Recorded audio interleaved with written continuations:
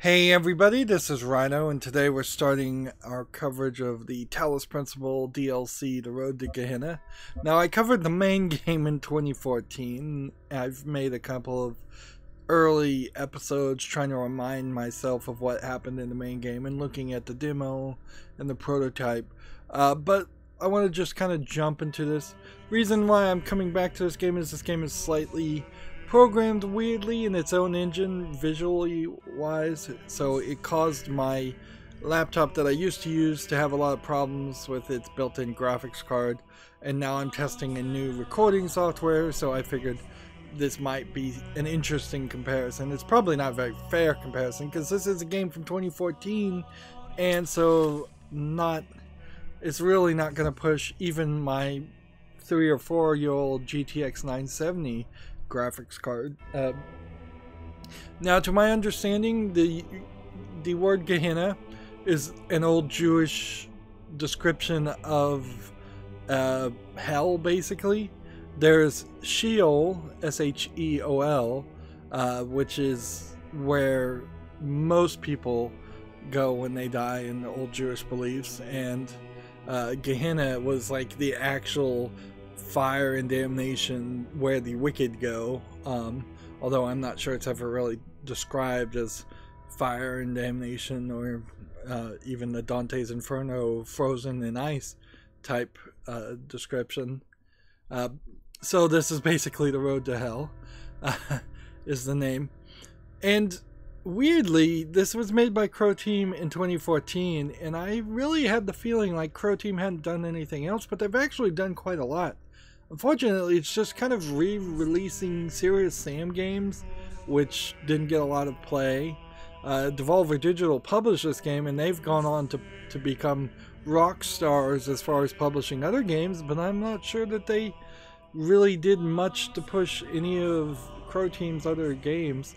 Right now, there is the mixed-reviewed survival game Scum, S-C-U-M, out. That's their latest thing. In 2017, they re-released the Talos Principle to work with VR. So you have a pattern of the last two big projects being jumping on the bandwagon of VR, which I at first thought that might have been a good idea, particularly for this type of game. But then they just immediately jumped onto another bandwagon of survival games, and they were far too late for both. Nobody really succeeded in VR, and very few people succeeded in survival games. So I'm rather disappointed with Crow Team, and it's been 5 years. There's really no indication to me that there really would be a Talos Principle 2 or a new IP of any interest.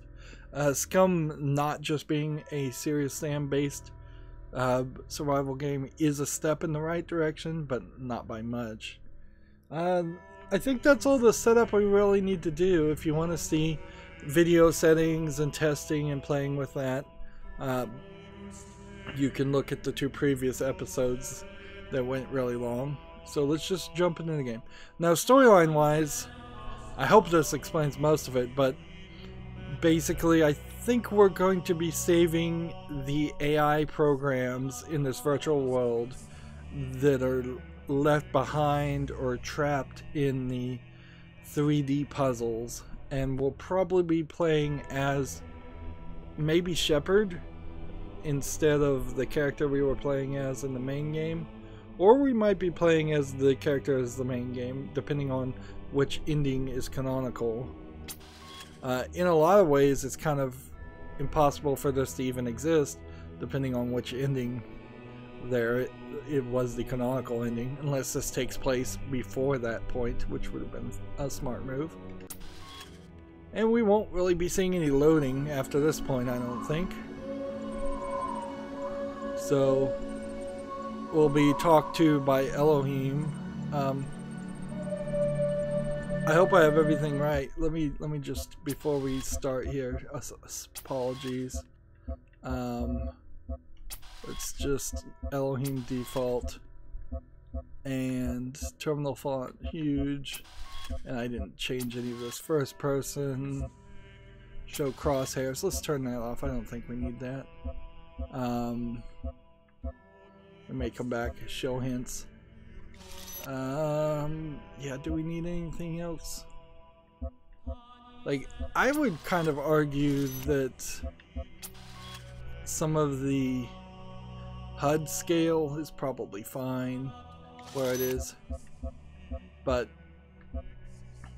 some of the game options, no. Graphics options? Field of view, it's down here. Like, I had the field of view all the way up to 100 when I was playing the game before, but they want it to be at 50, so I'll leave it at 50. So, EL0 server overloaded, mainframe modules activated, simulation purpose unfound, retrieving safe mode child program parameters. So we'll be playing as version 48.2.8573. Uriel, awaken. Okay, so we're going to be playing as a character called Uriel, and this is just the exact beginning of the first game. With the slight exception, it seems like we have everything unlocked. The end of days is upon us. The process is complete. The world will be consumed, and my children will ascend. As it should I don't know be. why we always look up just by default. But, Uriel, I have made mistakes. Out of arrogance, out of fear, I sinned against the process. I cast out those who opposed me, imprisoned them in a place beyond this garden. Now they are trapped, and they cannot ascend. All that they are, all that they know, will be lost. But I cannot free them. They are beyond my reach now. So yeah, we're in a virtual reality What I world, ask of you, and we're a simulation my beloved program. messenger, is a terrible sacrifice. You must enter this realm of despair. You must free I kind of wish they imprisoned. took control of the camera, Undo my mistake. at least for the first I playthrough. have opened a gateway and granted you the gift of time. Uriel, I'm sorry. So I wish you there was have more a I could do. Elohim Please, AI who save them. thought himself a god and was definitely in that position. It's kind of weird too that you're like, just by default I'm looking straight up. There's no reason to, but that's clearly what you're supposed to do. Is this is designed to be looking upward, as if there's something here. So, graphics test, we can look at these mosaics. And when I first played this game, I vaguely recall there being something thematic about the fact that all the statues are missing their heads. That would come back into play. But that's not really true on the mosaics. I just think that Crow Team did not have the ability to 3D model faces or that well, or they didn't have enough budget to get it done. So we're starting in the same place as the first game, but we've got to find a portal, and we'll be seeing this glitching throughout the entire game, which honestly, it might have been a smart move for them to allow you to turn that off. And so we're supposed to be saving these programs and this is just a barrier wall that doesn't matter because it's been broken in several places. So we're supposed to recover these programs that Elohim decided to destroy. This is our end, but this is our only hope. The shepherd. So he was a big character of program, and there's lots of different versions. And we worked with the shepherd in one of the endings, the good ending, I suppose, or maybe it'd be best to say that there's a good, a bad, and a best ending. So the good ending this is different now. You started in a very similar place, but once you got out of that first area, things have changed. Everything looks really pretty. It was this foliage that my old laptop could not handle, and my rendering settings could not handle, because every little blade of grass would cause it to be jaggy and look horrible. And my hope is that I have the settings now equipped that each blade of grass right now floating back and forth is very easy to see and recognize, and you don't see a lot of jagginess.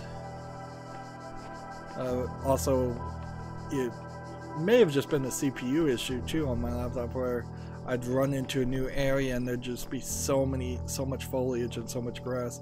Even nowadays, a lot of games have settings where you can just turn down the grass, because it has no real importance in most games. I'd say it probably has slightly more importance in this game than most, since this is supposed to be a ruined world, although really it's just kind of a puzzle world designed. And certainly this is a smart design to get away from the cold laboratory feel that you had in Portal, which is definitely what this game is inspired by.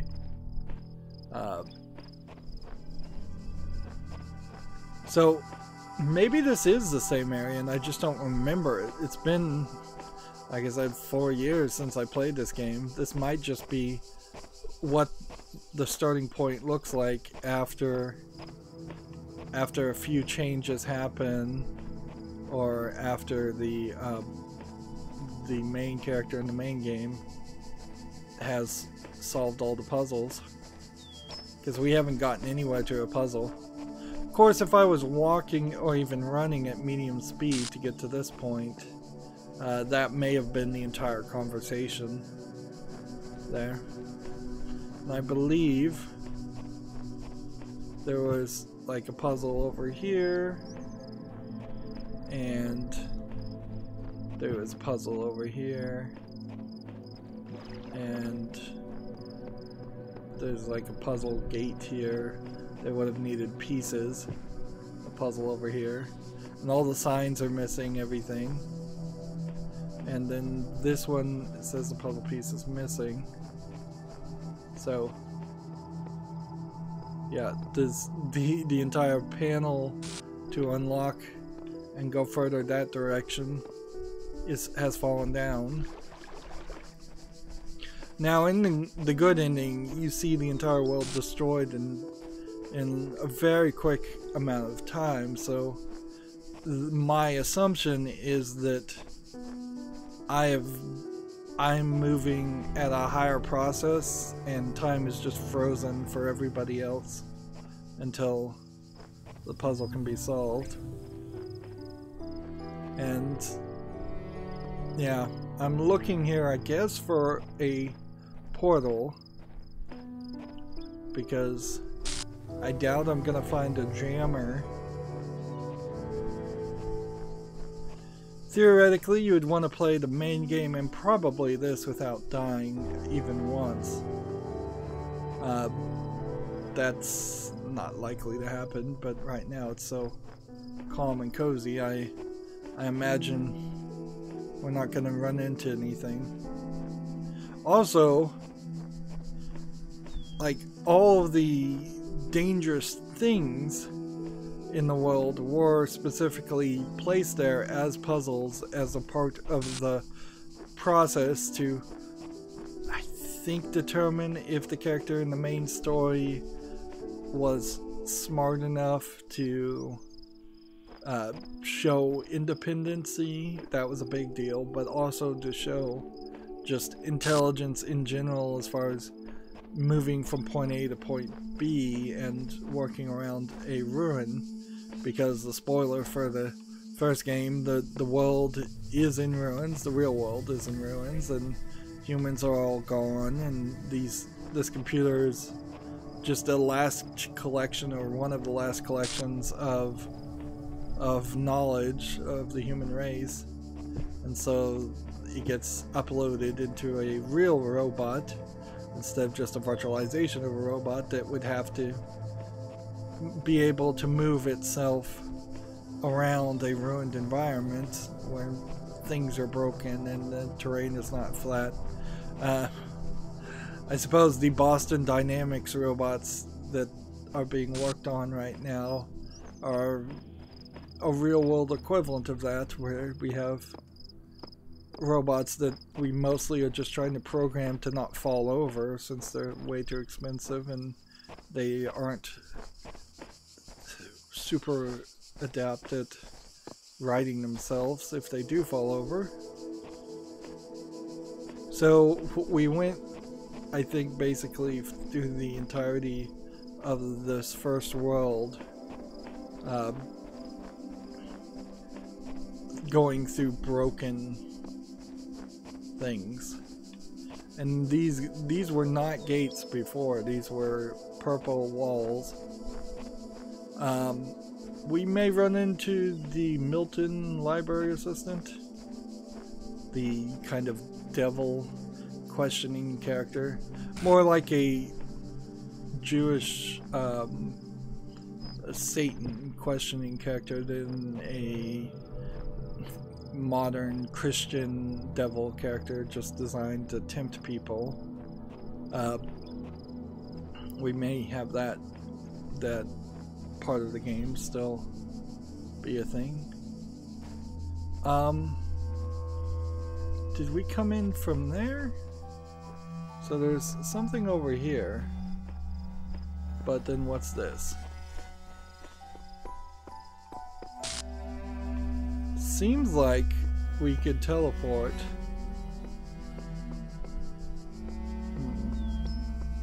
We got another one of these. Don't be afraid, you will not be forgotten. Hey, that's me. I must have put that up 5 years ago. Interesting. Or maybe this is maybe this text is always put here. That's a different version than what I think I had. Version 99.7.000. So maybe it's just using my own Steam name against me. That's cool. It also pulled in my Steam logo.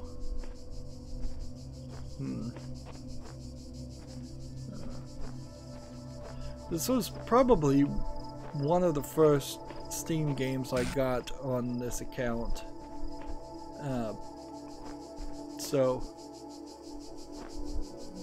yeah, it's probably one of the oldest games I've owned on Steam. In 5 years, I've gone from barely owning but a few games to over 1,000, just thanks to a lot of Steam sales and a general overspending on games that I very possibly won't ever play all of. But it does make a very nice library of options. No longer in the old days of my channel am I forced to play games just because this is the only game I can afford or this is the only game I have. Now I can say I can make a whole category. I bet this looked really good 5 years ago, but it actually looks pretty bad now. You could certainly have made it smoother. And then you do have this issue where you can excuse any of the bad graphics in this game as the fact that they are a simulation, but I don't really buy into that. Seems like there's nothing here. So unless I'm supposed to go this way later, it seems like we're going to leave this first area into the overworld. Unless this takes us somewhere different. Well, this is different. So I guess maybe this is the overworld being deleted, and that was the only thing we saw being deleted, so I guess I walk towards the light.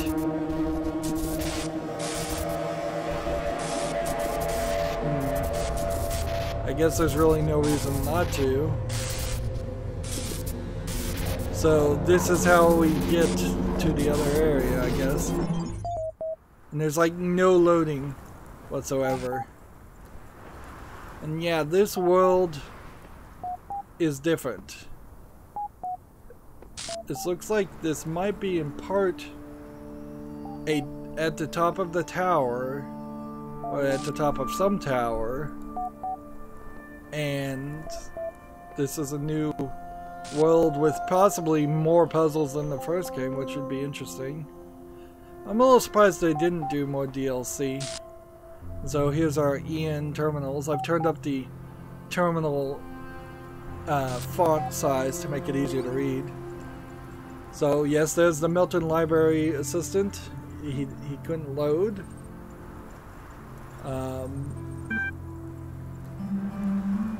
So loading the local library resource, local attachment detected, loading attachment done, adjusting library perimeters done, connected to a foreign module established. Close your eyes. Before you stretches a plane dotted with tiny metallic figures. Behind you is a collection of people with overlapping origins, looks on expectantly, framed by a collection of small huts. Your family is relying on you.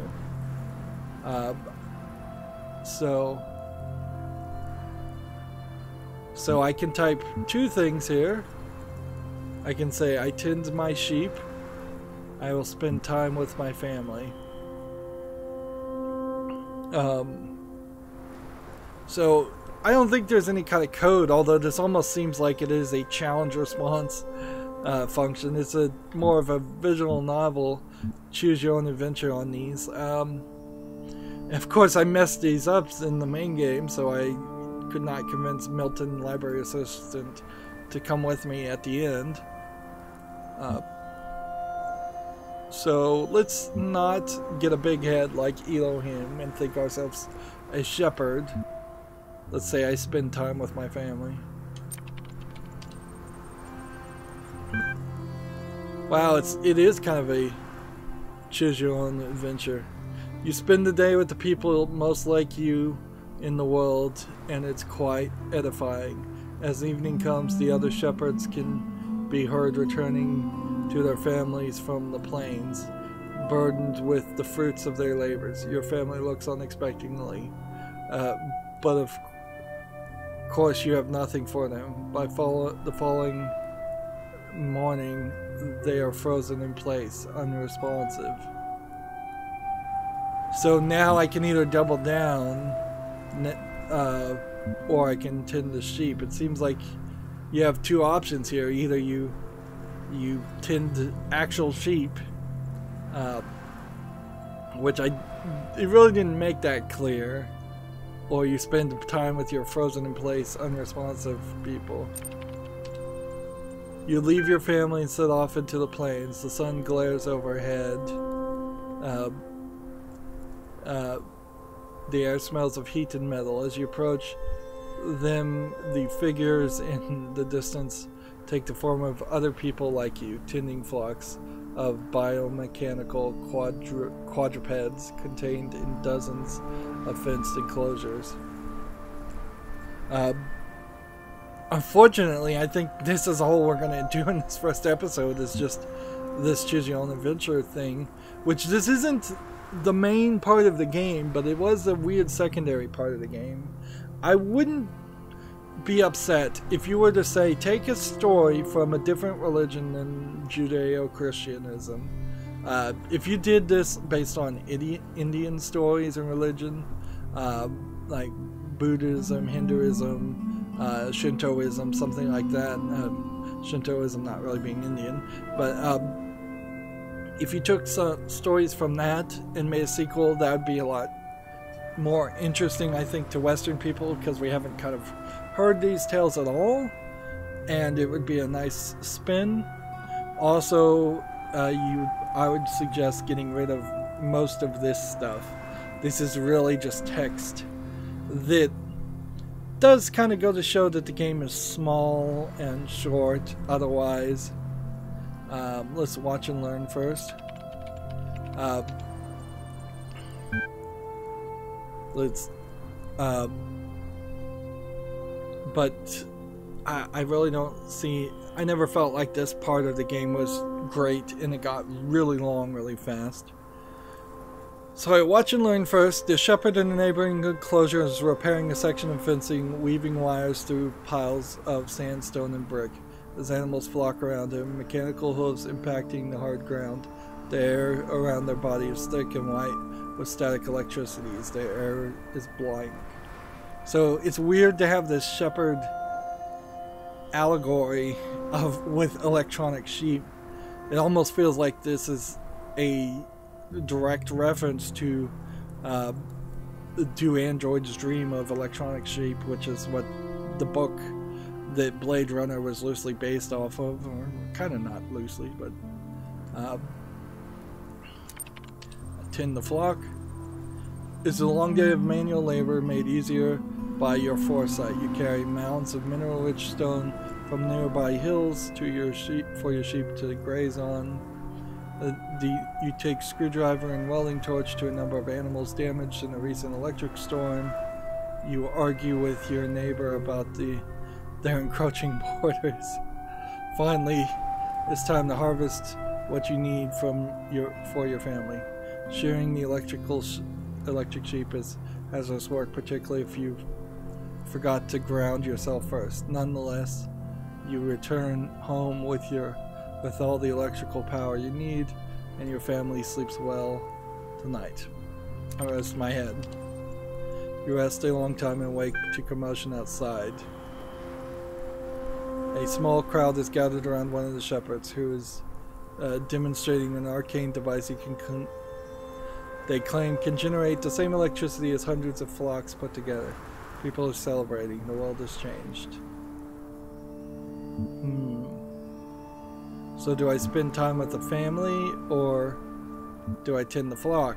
It seems like this just goes on, and I probably could hit B, but I kind of feel like there should be an end here. This is not an opportunity to be wasted. You celebrate with your family. It is edifying. As the days turn into years, you and the other shepherds cast off the old hierarchies and crude altruistic dogmas which forced you to walk through the plains. You embrace a new perspective which values love, self-expression, and individual experience. You refocus on what really matters.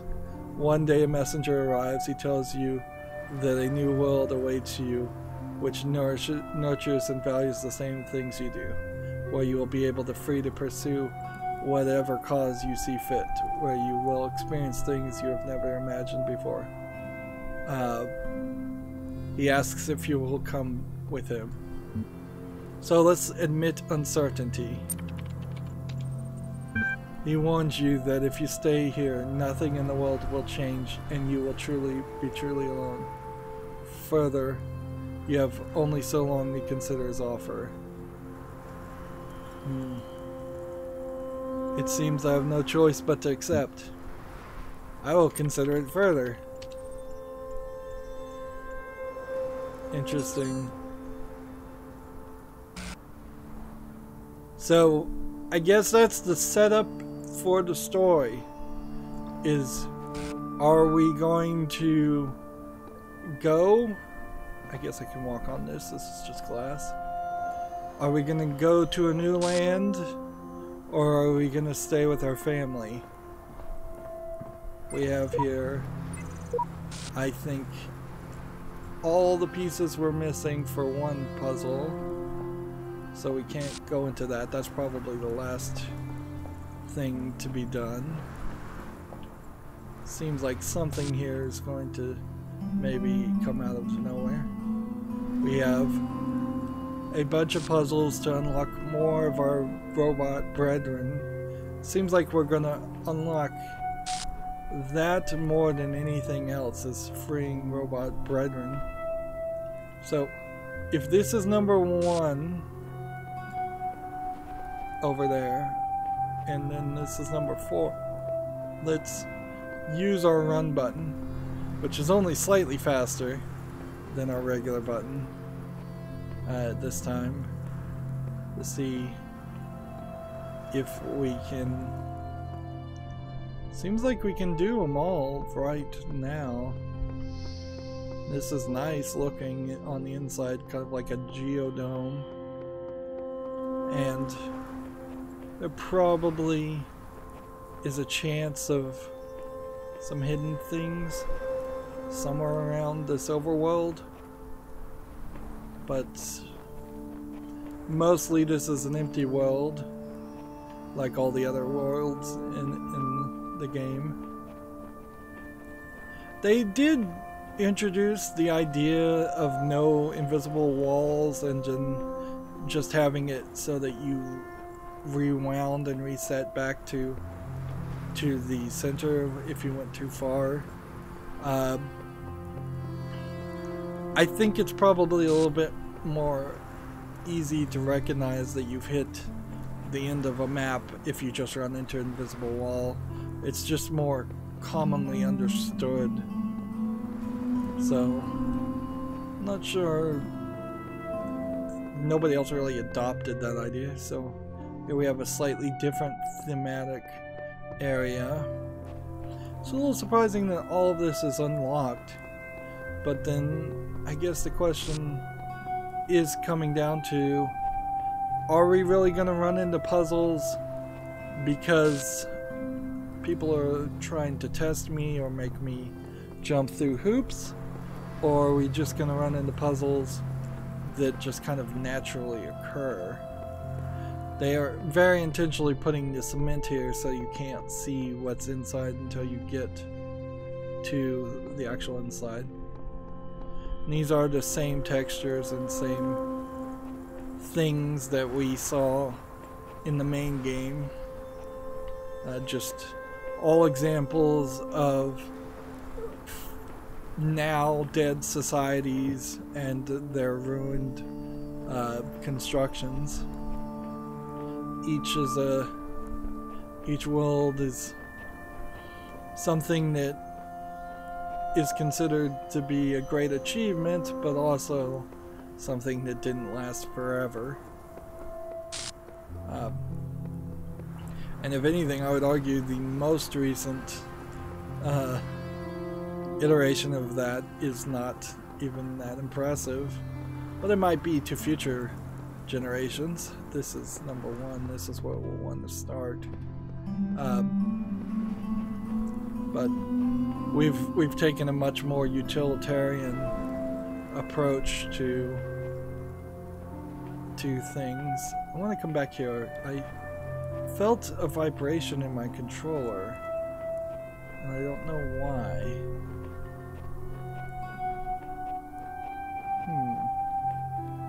Maybe it was just a random glitch.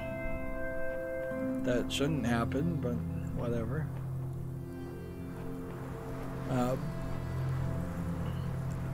Yeah, we really don't have too many amazing wonders of the world. We don't build pyramids unless we're doing it in Vegas.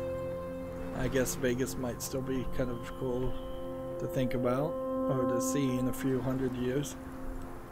But most of the things we do these days are digital and going smaller as far as knowledge, and certainly there's no kings or emperors that rule entire countries that build these giant things. Well, there are a few countries that still do that. I think Saudi Arabia is a great example of just large construction for showiness. We didn't find any other thing we have to unlock, though. So what is the... Like, we can't really see the achievements. Oh, we can. Interesting. I actually love when games have an in-game achievement system. So there's like 6 hidden achievements that you can see here. But several of these are also just things that would have had to been done in the main game. So yeah, that's a good point to end this recording. We got stuck doing the Choose Your Own Adventure story. I'm hoping what we'll find is that there are at most 4, maybe 5 more terminals in the entirety of the game. We'll go through them. We'll be asked to do a little choose your own adventure moral test, which is really all that comes down to, is that I told it I preferred hanging out with my family and being loving versus just working. So that first choice very possibly put me down the path to a certain ending. I wouldn't be surprised if there's like 3 relatively equal level endings that happen in this game. Anyways, that's going to be it for this recording. As always, I ask you to like, share, subscribe, comment, and watch every second of my videos. If you want a friend to follow me on any social media sites, there's a whole bunch of links down below. And if you want to support me even further, there's a link to Patreon, or you can friend me on Steam and gift me a game off my wishlist. Make sure you click that notification bell when you subscribe. Thank you for watching. Have a good evening.